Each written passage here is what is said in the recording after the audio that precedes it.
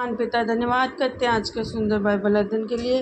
खुदावन हर एक को बड़ी बरकत दे, आशीष करे। पिता यीशु नाम से मांगते हैं, आमीन। हम पढ़ेंगे पहला राजा 21 अध्याय, नाबोत की दाग की बारी। नाबोत नामक एक जिज्रेली की एक दाग की बारी शमरोन के राजा अहाब के राजमंदिर के पास जिज्रेल में थी। इन बातों के बाद अहाब ने नाबोत से कहा, तेरी दाग की बारी मेरे घर के पास है, तो उसे मुझे दे कि मैं उसे सागपात की बारी लगाऊं। मैं उसके बदले तुझे उससे अच्छी एक वाटिका दूंगा, नहीं तो तेरी इच्छा हो तो मैं तुझे उसका मूल्य दे दूंगा। नाबोत ने अहाब से कहा, यहोवा ना करे कि मैं अपने पुरखों का निज भाग तुझे दूं। जिज्रेली नाबोत ने इस वचन के कारण कि मैं तुझे अपने पुरखाओं का निज भाग ना दूंगा, अहाब उदास और अप्रसन्न होकर अपने घर चला गया और बिछौने पर लेट गया और मुंह फेर लिया और कुछ भोजन न किया। तब उसकी पत्नी इजेबेल ने उसके पास आकर पूछा, तेरा मन क्यों ऐसा उदास है कि तू कुछ भोजन नहीं करता? उसने कहा, कारण ये है कि मैंने जिज्रेली नाबोत से कहा है कि रुपया लेकर मुझे अपनी दाग की बारी दे, नहीं तो यदि तू चाहे तो मैं उसके बदले तुझे दाग की बारी दूंगा। और उसने कहा, मैं अपनी दाग की बारी तुझे ना दूंगा। अपनी पत्नी इजेबेल से उसने कहा, क्या तू इस्राएल पर राज्य करता है कि नहीं? उठकर भोजन कर और तेरा मन आनंदित हो। जिज्रेली नाबोत की दाग की बारी मैं तुझे दिलवा दूंगी। तब उसने अहाब के नाम से चिट्ठी लिखकर अपनी अंगूठी की छाप लगाकर उन पुरनियों और रईसों के पास भेज दी, जो उसी नगर में नाबोत के पड़ोस में रहते थे। उस चिट्ठी में उसने लिखा, उपवास का प्रचार करो और नाबोत को लोगों के सामने ऊंचे स्थान पर बैठाना।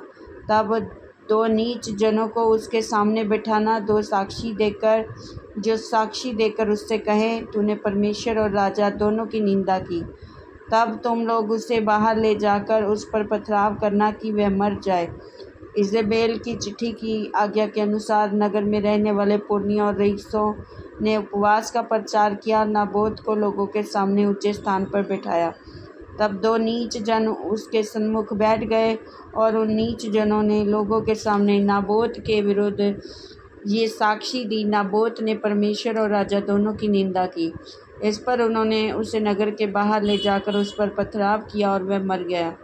तब उन्होंने इजेबेल के पास ये कहला भेजा कि नाबोत पथराव करके मार डाला गया है। ये सुनते ही नाबोत पथराव करके मार डाला गया है।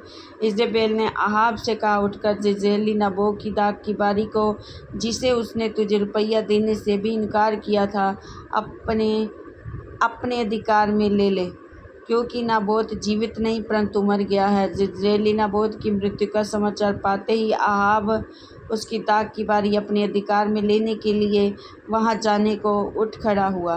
तब यहोवा का ये वचन तिप्शी एलिया के पास पहुंचा, चल शमरोन में रहने वाले इस्राएल के राजा अहाब से मिलने को जा। वह तो नाबोत की दाग की बारी में है, उसने अपने अधिकार में लेने को वह वहां गया है। और उससे ये कहना कि यहोवा यूँ कहता है, क्या तूने घात किया और अधिकारी भी बन बैठा? फिर तू उससे भी ये कहना कि यहोवा यूँ कहता है, जिस स्थान पर कुत्तों ने नाबोत का लहू चाटा, उसी स्थान पर कुत्ते तेरा भी लहू चाटेंगे।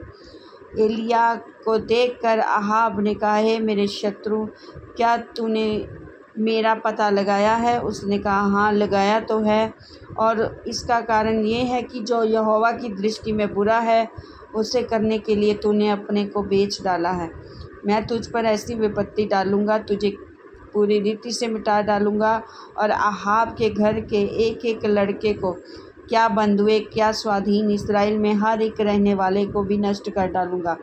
और मैं तेरा घराना नबात के पुत्र यारोबाम और अहिया के पुत्र बादशाह का सा कर दूंगा, इसलिए कि तूने मुझे क्रोधित किया है, इस्राएल से पाप करवाया है। और इजेबेल के विषय में यहोवा ये कहता है, जिज्रेल के किले के पास कुत्ते इजेबेल को खा डालेंगे। अहाब का जो कोई नगर में मर जाएगा उसको कुत्ते खा लेंगे, और जो कोई मैदान में मर जाएगा उसको आकाश के पक्षी खा जाएंगे। सचमुच अहाब के तुल्य और कोई ना था जिसने अपनी पत्नी इजेबेल के उकसाने पर ये काम करने को जो यहोवा की दृष्टि में बुरा है अपने को बेच डाला। वे तो उन अरामियों के समान जिनको यहोवा ने इस्राएलियों के सामने से देश से निकाला हुआ था बहुत ही घिनौने काम करता था और मूर्तों की उपासना करने लगा। एलिया के ये वचन सुनकर अहाब ने अपने वस्त्र फाड़े और अपनी देह पर टाट ओढ़कर लपेट कर उपवास करने और टाट ही ओढ़े पड़ा रहने लगा और दबे पांव चलने लगा। तब यहोवा का ये वचन तिर्शी एलिया के पास पहुंचा, क्या तूने देखा है अहाब मेरे सामने नम्र बन गया है। इस कारण कि वह मेरे सामने नम्र बन गया है, मैं वे विपत्ति जिसके जीते जी उस पर ना डालूंगा, परंतु उसके पुत्र के दिनों में मैं उसके घराने पर ये विपत्ति भेजूंगा। इस वचन के द्वारा प्रभु ब्लेस करेंगे। आमीन। सबको जय मसीह।